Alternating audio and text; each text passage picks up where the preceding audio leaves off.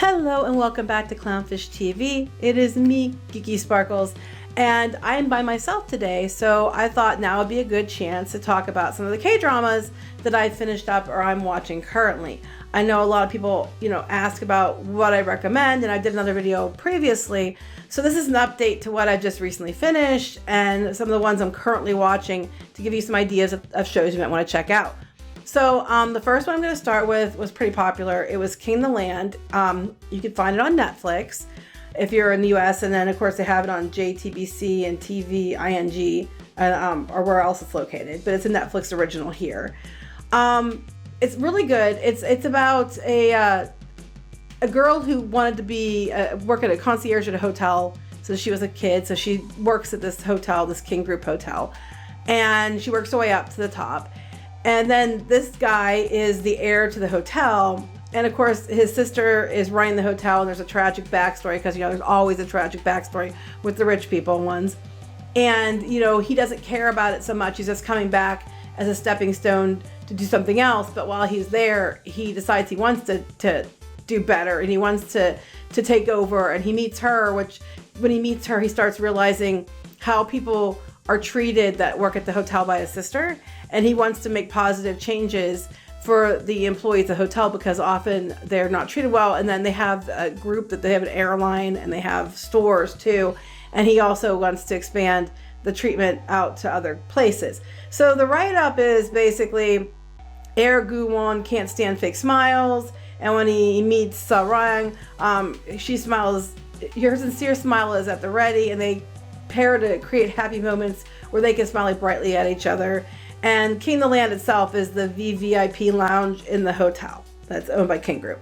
And of course they have the whole, narrative, well, he's supposed to marry another rich girl type thing going on. And she, of course, is not that. Plus that he is her boss. So that also creates potential drama with other employees and things. It's really good. I really like the fact that they shine a light on how employees are treated. And, he's trying to do things that he can to make it better and to change it. One thing that does stick out to me on this one is the fact that there's always the joke now that you have to ask for consent for everything or you'll get, in trouble. Well, at one point there is a scene that's one of the romance scenes and he asks for consent first, but it's really, really, really, really sexy. So I'm just going to tell you straight up, it's really hot. And that's the scene that sticks out to me the most. My husband will probably hear this, but sorry, it just stands out the most. It's really cute. I recommend it. It's 16 episodes. It's complete, so you can watch it its entirety now. Another one that I watched the entire thing, it was 12 episodes, was See You in My 19th Life, also on Netflix. It's okay. I wouldn't watch it again, probably. It's about this girl who remembers all her past lives. Not everybody can, but she can. And one thing that was interesting about this show is the fact that usually when you see people in past lives, in movies and shows, they always look the same. But in this one, there are different actors playing her as different characters in her past lives. So sometimes she's a man, sometimes she's a woman, sometimes she's not Korean, sometimes she's a child. The 18th Life is where she met this guy from the show, and they were friends when they were kids. And when she gets killed, she says she's going to come back for him later. And when she remembers, I guess when they're like 10 or 11 or so, when they remember their past lives. So as soon as she remembers it, she sets out to, do things to earn money or to, get jobs that'll put her on his path. Because one of the things that comes with her past lives is she can remember everything from those lives. So she remembers all the skills she acquired. So you level up when you're 11 or whatever. And it's a whole thing about that. And then she meets like her sister from her 18th life. And it's okay. I mean, unfortunately, there's a caveat to it that comes up later in the show. You'll have to watch it to see it. I don't want to ruin it for you. But it was an okay show. It ends in a clean way. It wraps itself up nicely. I don't know. I don't know if I'd watch it again. I found it monotonous at times, and I thought it was a cute idea, but I don't know. It just wasn't like my favorite. So it's a recommendation. If you want to watch it, if you like this kind of thing, it sounds good to you, go ahead. It's another romantic one. But I thought the end kind of felt rushed a little bit, like the resolution felt rushed. Currently, I started watching some new shows. I have 4 I'm talking about that I'm watching now. Destined With You is a new one. It literally just started on the 23rd. So it's only a few days old. 2 episodes are out. I think it comes out on Wednesdays. Also on Netflix. I think it's probably Wednesday and Thursday then. Yeah, Wednesday and Thursday. It's on Netflix. It's really early to tell about this one. It's very intriguing, and I do like it so far. You got the girl who, is it Lee Hongjo, who's a lowest grade civil servant. She always does her best at work, even though she suffers from many civil complaints.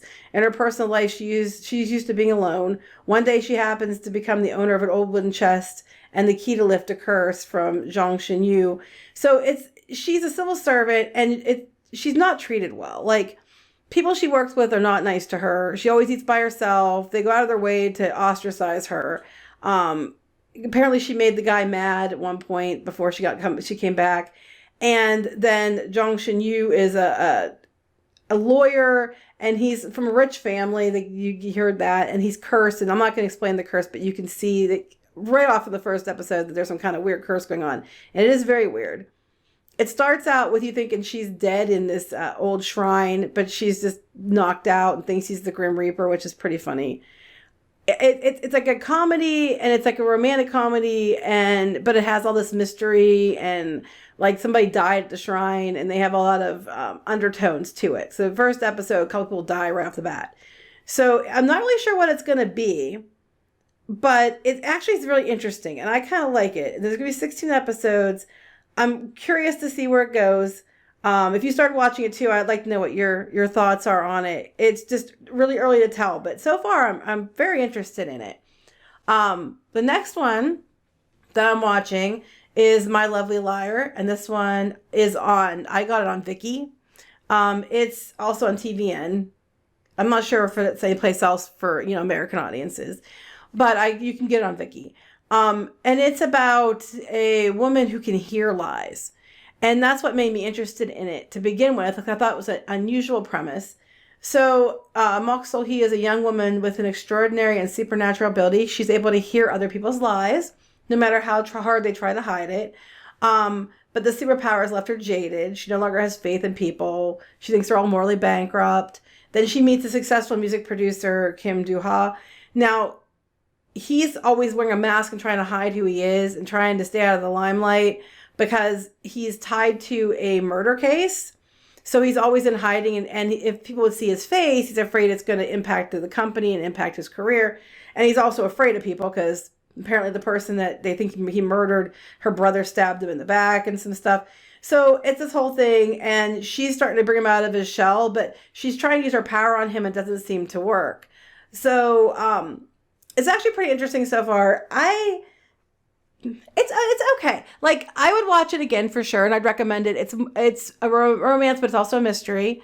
I like other ones better, but I don't hate this one, and I'm finding myself watching it again and again. It's not my favorites, but it's one of the ones I'm watching right now. What got me was the premise. I thought it was an interesting, unique idea, which brings me to my next one, and I definitely chose it because of the premise, and it's definitely a unique idea, and it amuses me greatly. Behind Your Touch. This one is also on Netflix. So a lot of these are on Netflix. If you have Netflix, you should be able to watch these. This one's really funny because it's this girl and she's a veterinarian. And she gains a weird power. You have to see the show to see how, because it's so weird how she gets this power. She gains this unusual superpower where she can touch someone's butt. And if she touches your butt, she can see your past. She can see what you see. And throughout the course, there's only been, I don't know how many episodes are been out. It's not that many. There's 16 total. It's been out since August 12th. So through the power she has gained, she can see, things that are from the viewpoint of the animal or the person, because a lot of times it happens to the animals because she's a vet, the viewpoint of the person. So she meets this detective who is sent there as punishment from Seoul. And he wants to get back to Seoul, so he needs to solve some big cases to get his butt back to Seoul. No pun intended. Well, he finds out her secret, because he thinks she's a pervert, but he finds out what her secret is. So he's trying to use her to get himself some big case to get back to Seoul. So he has her going around, like, touching people's butts all the time. And then through the course of them working together, they find out, like, if she takes care of her hands, she can see more. If she, she moves her finger like she's fast forwarding on a video. If she holds on longer, she can see more. If she needs it a certain way, she can see like a certain type from the past. It's hilarious. The whole premise is funny. And of course, since he's a detective, there's a whole, bunch of crime mystery stuff, underlying throughout too. There's one big bad guy going on currently. So it's very interesting.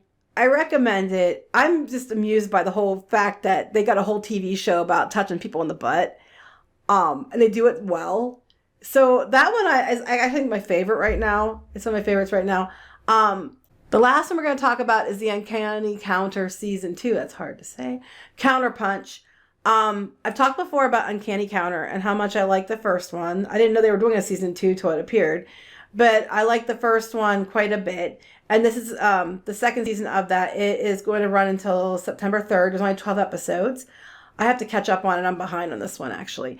What I really, really like about this one, one is kind of like the first one, and it's the same cast as the counters. But where there were stakes in the first one, you really feel like it's more dangerous this time around. That makes sense. Like any of these counters could possibly die. They set that up in the first couple episodes that it's a very big possibility. So they got that going on. Now, what the Uncanny Counters are is they are basically people that were in a coma, except for one character, who are tied to a ghost or a person that's already passed on, and they're given extra abilities that they can use to catch evil spirits, and these evil spirits go around like possessing people, and then they kill people, and then they gain power by killing people. So that's how the story goes on this one, and it's another venture from the first group from the first one. One thing I do like about it though is it has actor Kong Ki-young in it. Now, I like him. Like, he usually plays side characters or supporting characters. I consider him a supporting role in this one, too, but he seems like a main character to me. He's playing the villain, one of the villains, and he's really good at it. You can tell he's having fun with it. And I think he's doing a really good job with it. And I just like him in this show, particularly. Again, if you like the first season, the second season, I think, is on the same level, if not, actually I think maybe a little better in some ways, at least for the risk factor. Like, you are worried about these characters and if they might die, because the first one you were too, but it just seems like ramped up with this season. And then the other villain that's like probably the main villain in this, it's his story about how he ends up that way is sad. You kind of rooting the whole time that he doesn't end up that way, but it'd be interesting to see how they round this one out. But that one's what I'm watching currently too. Of these ones, King of the Land, I recommend if you like romantic shows. And I like the fact that they give, a voice to some other issues, but they do it in a way that's not like pushy. It's just entertaining, and it just makes you like it more. See My 19th Life, if you want to watch it, go ahead. I wish I watched something else. Destined With You, I'm waiting to see how it goes. It seems pretty interesting so far. But, his curse especially is really, how they get that across is different. My Lovely Liar, it's pretty good, but it's like, it's not my favorite. I'm watching it because I'm already into it so far. I just watched the whole thing, kind of like I did with See You My 19th Life. I would watch it again, but it's not like my top. Behind Your Touch, I love it. It's funny as heck. I recommend it. I hope they don't drop the ball with it later. And Uncanny Counter Season 2, if you like adventure action shows, this one obviously is a good one. So those are what I'm talking about. Those are what I'm watching right now. If you have any suggestions, please leave them in the comments. I always am watching shows because for me, like, people watch TV, but I always watch K-dramas or like ghost shows. I like those. Those are kind of what I'm always watching. So comment below, please subscribe, and we'll talk to you later. Bye. Help support the channel. Go to thereef.support and get early access to podcasts, videos, and other content. That's thereef.support.